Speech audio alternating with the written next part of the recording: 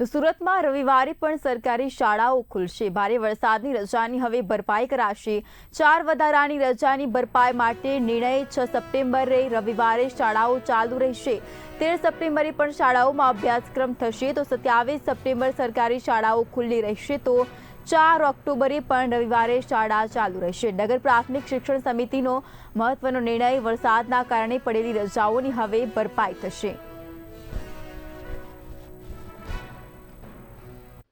સુરતમાં આવેલ ખાડીપુર અને વરસાદને કારણે આપણે શાળાઓને રજા આપી હતી અને આ જે રજા આપી હતી એમાં બાળકોનું સિલેબસ બગડ્યું હતું અને એ સિલેબસની ભરપાઈ કરવા માટે નગર પ્રાથમિક શિક્ષણ સમિતિ દ્વારા 4 રજા જે હતી તે ભરપાઈ કરવા માટેનો આજે પરિપત્ર કરવામાં